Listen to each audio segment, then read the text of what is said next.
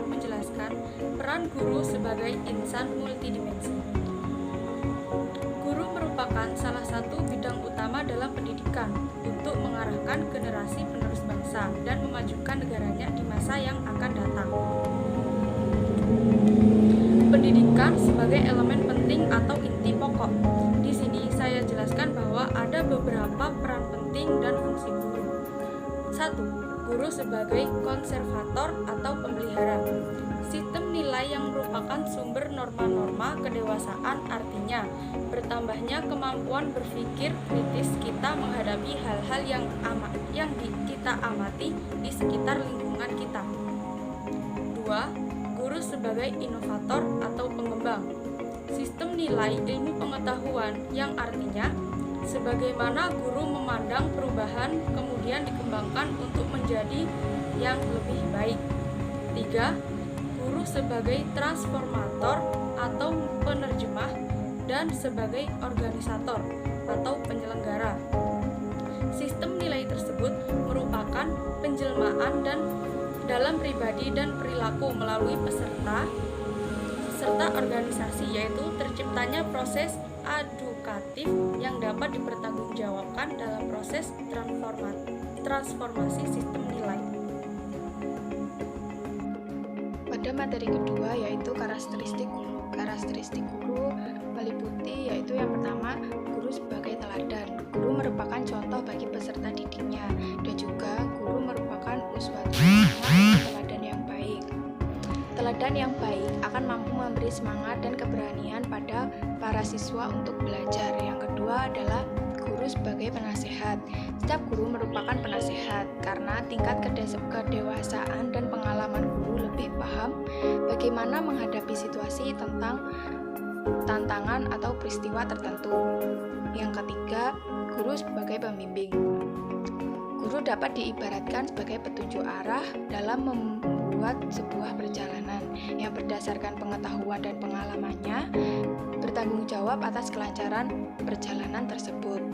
Dalam hal ini, istilah perjalanan tidak hanya menyangkut fisik, tetapi juga perjalanan mental, emosional, kreativitas, moral, spiritual, dan yang lebih dalam dan kompleks.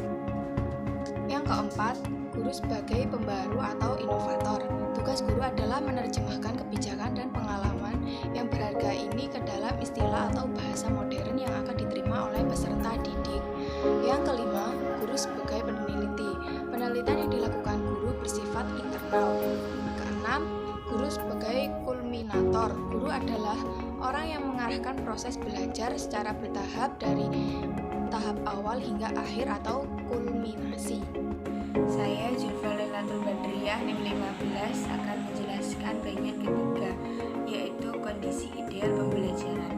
Guru yang kompeten akan lebih mampu menciptakan lingkungan belajar yang efektif dan mampu melaksanakan tugas secara optimal untuk kepentingan pencapaian hasil belajar siswa, khususnya dan pencapaian mutu pendidikan pada umumnya.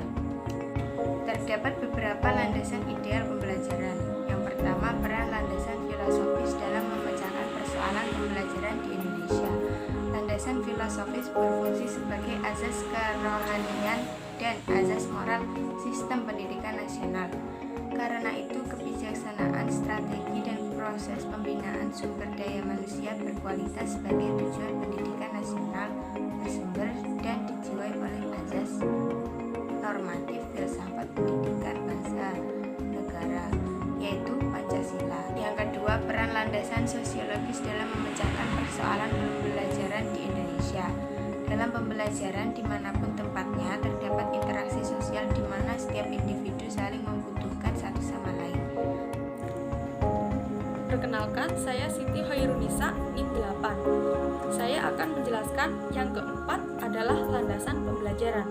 Pembelajaran dikondisikan agar mendorong kreativitas anak secara keseluruhan dan agar membuat siswa aktif dalam mencapai tujuan pembelajaran secara efektif dan berlangsung dalam kondisi yang menyenangkan. Oleh sebab itu, setiap pendidik harus berkeyakinan bahwa belajar adalah sangat penting dan sangat menyenangkan.